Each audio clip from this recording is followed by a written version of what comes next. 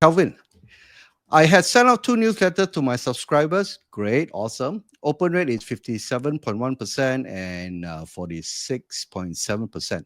Is this normal? Yes. Okay. The emails are provided to me when they download free copy of your, basically your lead magnet, I guess, our guide. And when they make a booking with me on Shopee Ads Audit. Yes.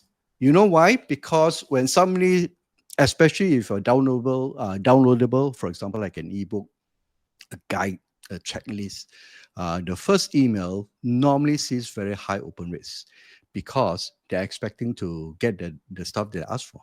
Okay. So with that, you also need to then be mindful that subsequently, if you send emails, you may see the open rates getting lower. It is normal because, unless you can consistently keep up with the level of quality content or entertainment value that you provide. Okay. Just like any artist, you have up and down. Sometimes you have hits, sometimes you don't, right?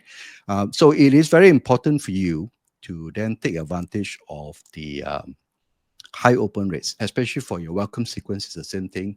In your case, for example, like your ebook download, for example, what do you do with this attention? Now that you have their attention, what do you want to do with it, right?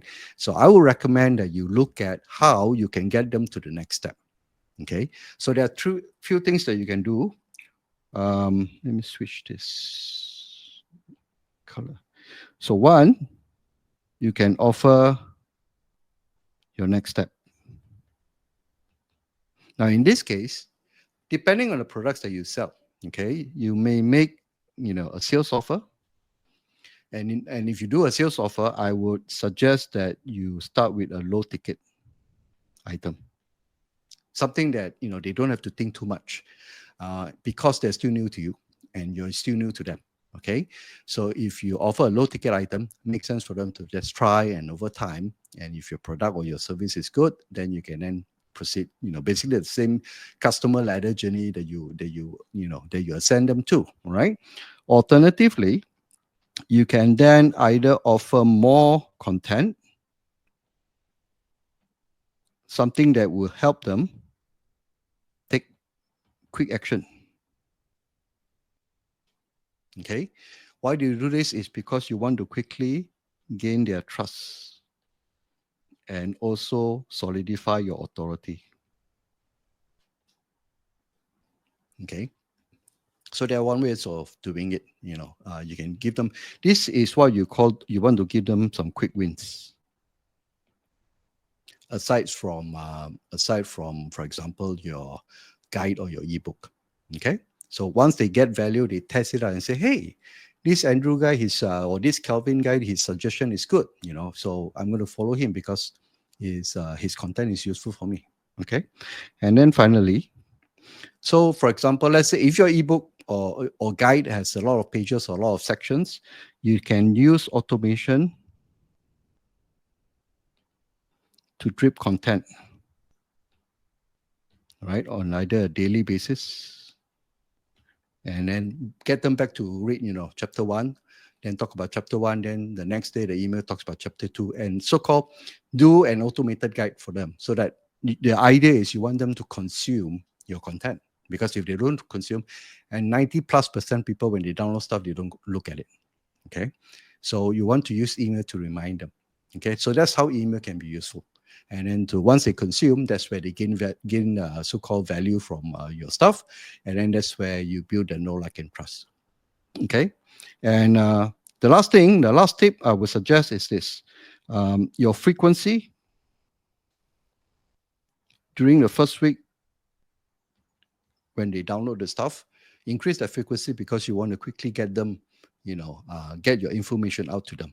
And then later, once you pass that, for example, let's say if you do download an ebook, you probably send like 3-4 emails within the week. Okay. So alternate days, for example, just to stay afresh in their memory, stay afresh in their brain, in their recall. And then subsequently in your normal nurturing emails, you can do once a week and all these things. All right. Cool. Okay. So let's go to the next one. Is this one? Yeah, okay. So, Kevin, this question ties into the frequency, like I mentioned earlier. If you're in the nurturing phase, which means you're basically, they have either turned to customers, so you have a different segmentation of content for customers, or they're still prospects and they're still filling you out, for example, and you're still trying to understand from them whether they're the right fit for you as a customer in the first place. Then that's where you enter the nurturing email. So in this case, once a week is sufficient. If you want to do 3 times a week, that's also possible. Okay, it depends on, as usual, it depends on the content and depends on the audience and the product that you sell. Okay, now you probably have heard of a lot of people suggesting, and at one point I was doing that as well, of sending daily emails. Okay, now you got to put that in context. The good thing, the pros of sending daily emails is within 30 days, immediately you know the audience engagement. All right, because you send 30 emails in a month, and you know how many emails that they open and they click. Okay, and it allows you to quickly then either remove or either segment them out for those who are not engaged. Maybe they're just interested. Your design of your ebook is so interesting and so nice, and they're just curious and they download, but they are not in the market for your products or services. Okay, happens, right? So if you send daily emails, the good thing is you will know immediately their engagement. Number one. Number two is, if they find that this content is not relevant, they will unsubscribe. So you basically allow them to self-select the kind of emails that comes in. Downside of daily emails is, you got to come up with interesting content. So you got to go into that practice of, waking up in the morning, for example, and coming up with the content, and then you can write it from there, right? So it is a matter of practice. I've done that for about a year, and now I'm testing different methods through my different segmentation, for example.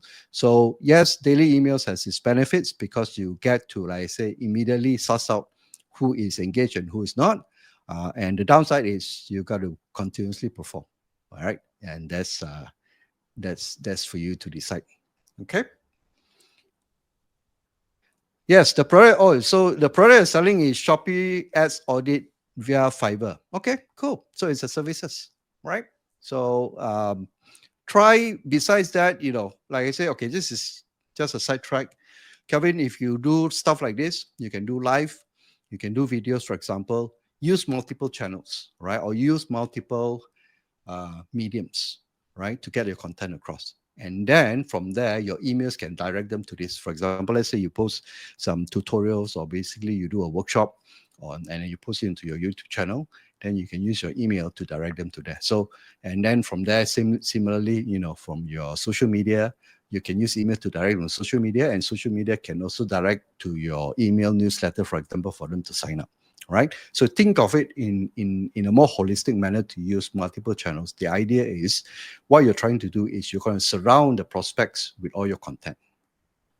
Okay, because you don't know, some people are comfortable with email, some people are comfortable with social, some people are comfortable with audio, some people are comfortable with video.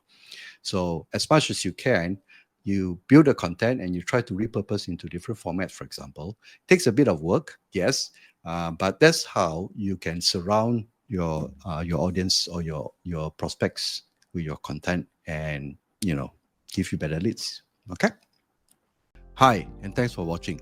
If you need my help to set up your email marketing engine for your business, just click on the link here and you see a list of services that will help you grow your leads and sales and also increase your profits through emails.